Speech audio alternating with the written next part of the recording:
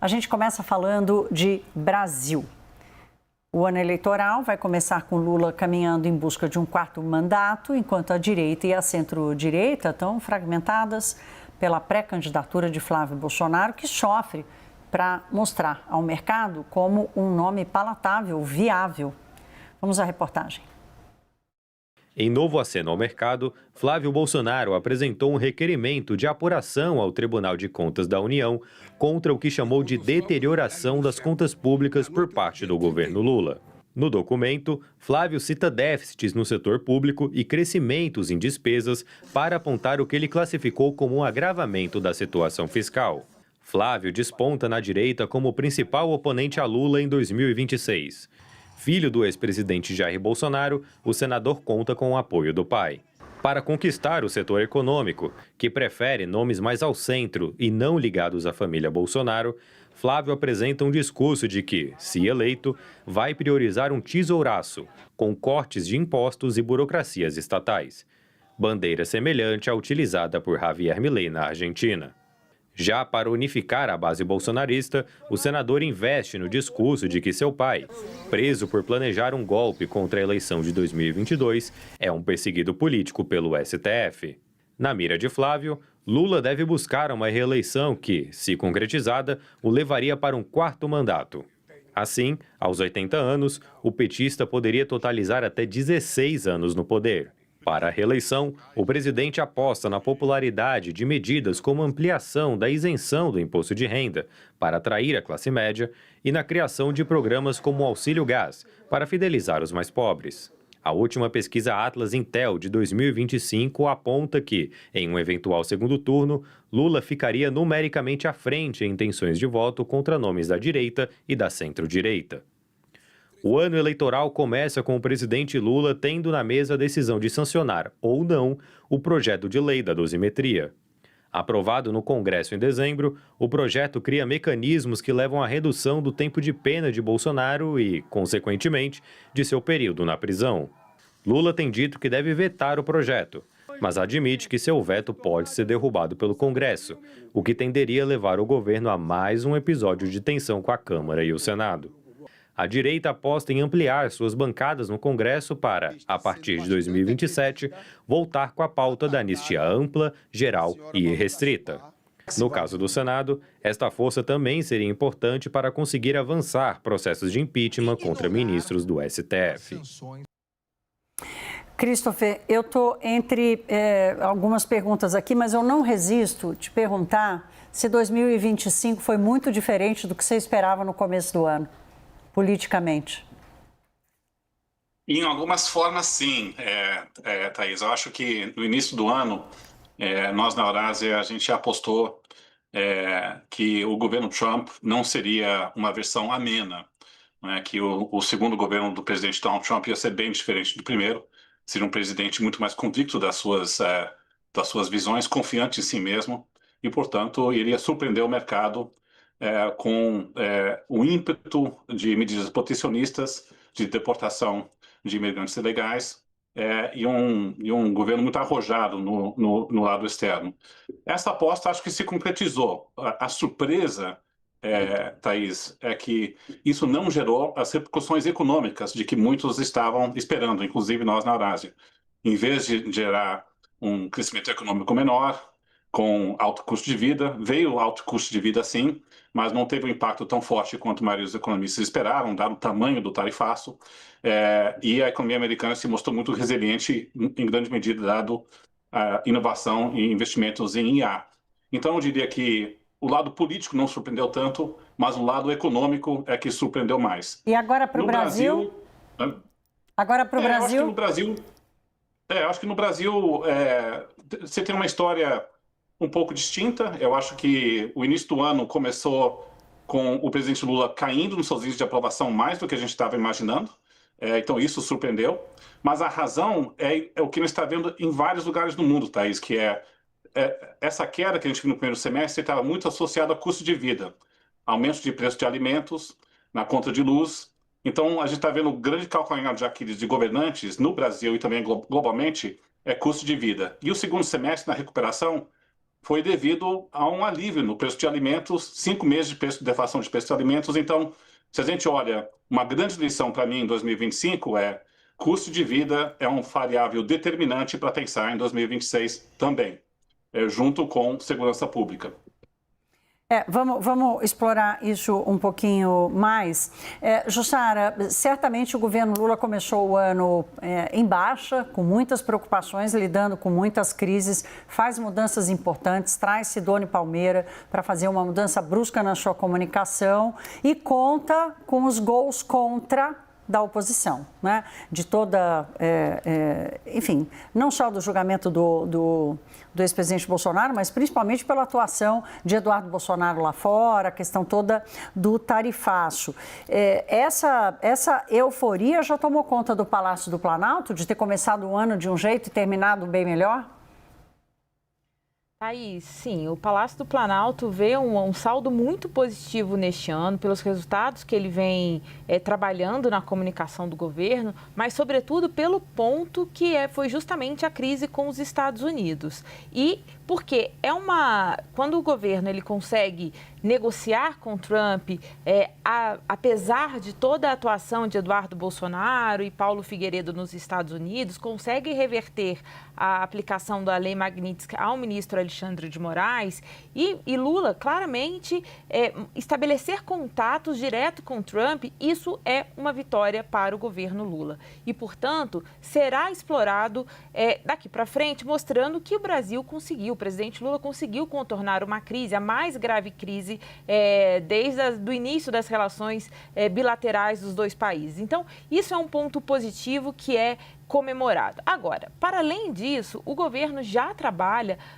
pelas metas, mas principalmente pelo aquilo que ele vai vender como expectativa na eleição em 2026. E aí, numa apuração que eu vinha fazendo ao longo desses últimos meses, sobre como que o presidente Lula vai se apresentar, o que ele vai apresentar para o eleitorado de novidade em 2026, e o que me dizem é o seguinte: o presidente Lula vai trabalhar com expectativa, por exemplo, do fim da escala 6x1.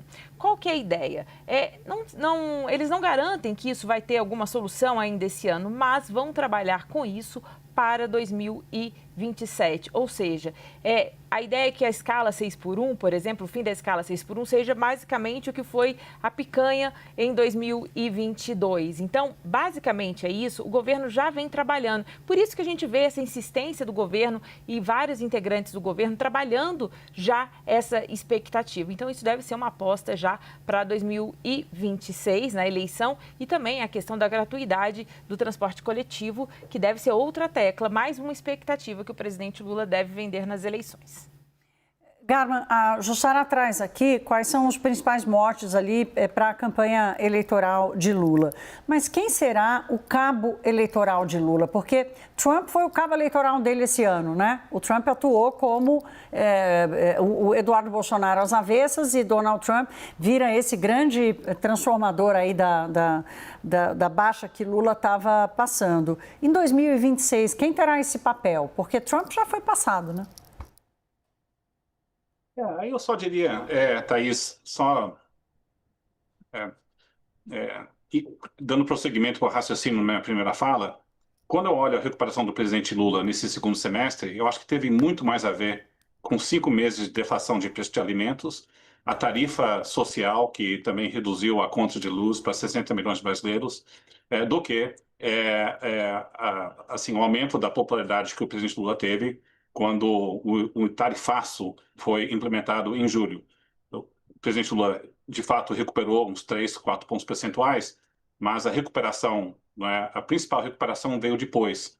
E eu acho que teve muito mais a ver com fatores econômicos do que políticos com Trump.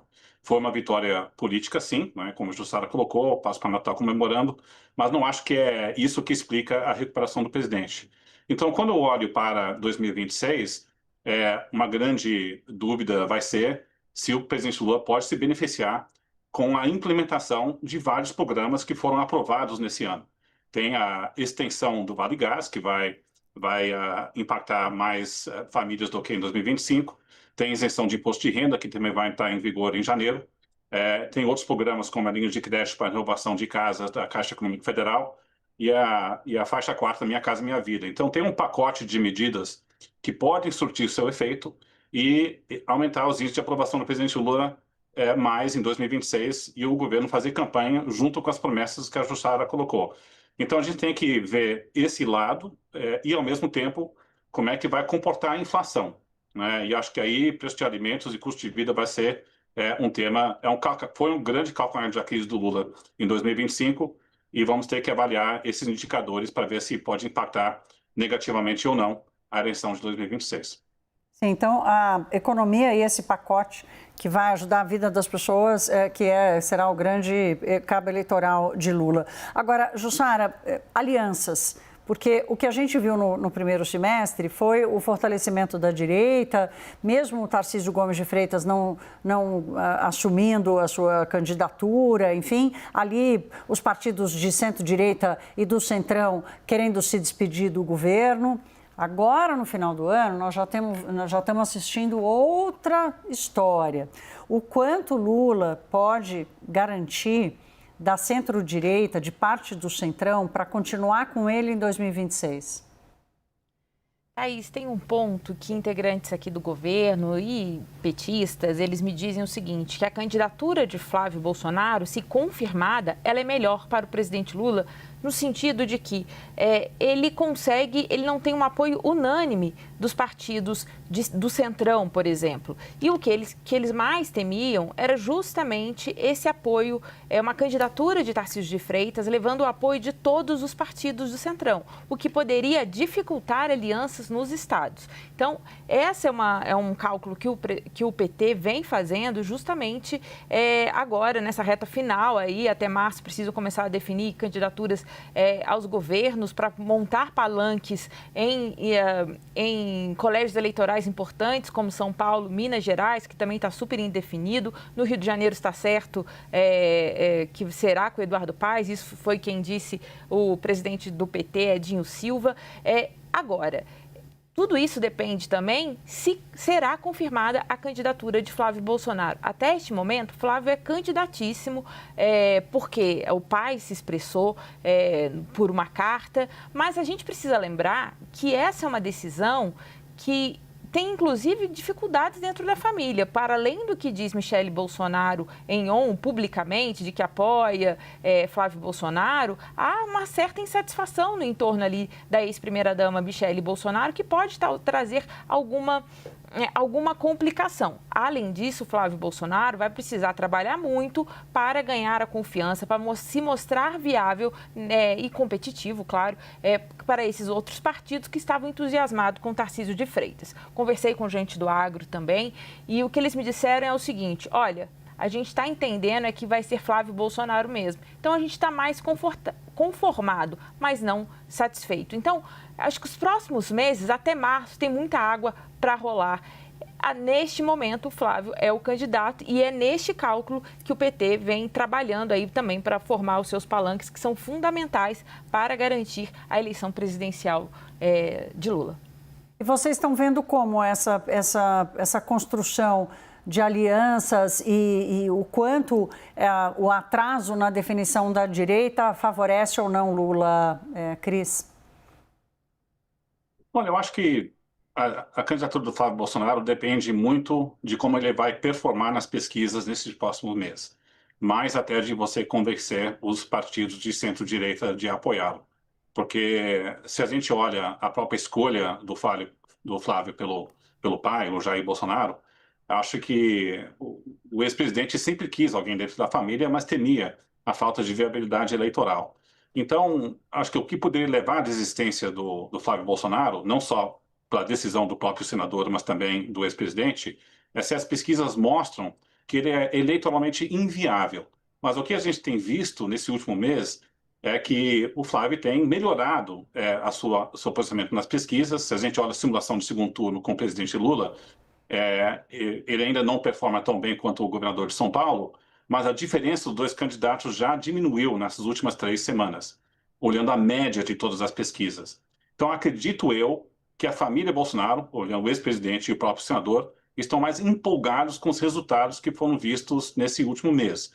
Então, mas a família, o ex-presidente, o senador e outros partidos vão todos estar de olho nas pesquisas em janeiro, fevereiro e março, né? Então, vai ser 3 meses importantes. Mas os primeiros sinais são que essa candidatura provavelmente deve ficar se o ex-presidente e o senador não desistirem da candidatura, olhando uma melhora nas pesquisas.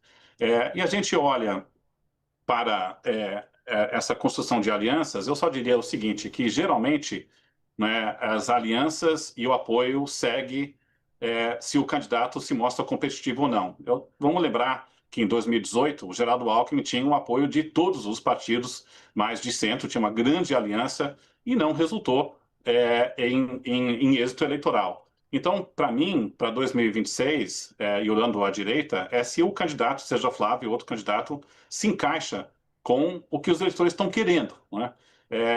O Flávio Bolsonaro entra com mais passivo, se existe uma reputação, se a gente olha as pesquisas, ele está pagando o preço, provavelmente com uma associação de os filhos não estão preparados para governar, então ele vai ter que trabalhar essa rejeição ao longo de uma campanha, mas acredito que está muito mais em como uma candidatura Flávio ou outro nome venham a estruturar a sua campanha para poder se alinhar com a demanda do eleitor. E aqui eu diria que segurança pública é o grande calcanhar de Aquiles do presidente Lula. E qualquer candidato, mesmo Flávio, pode aproveitar dessa vulnerabilidade e se mostrar competitivo.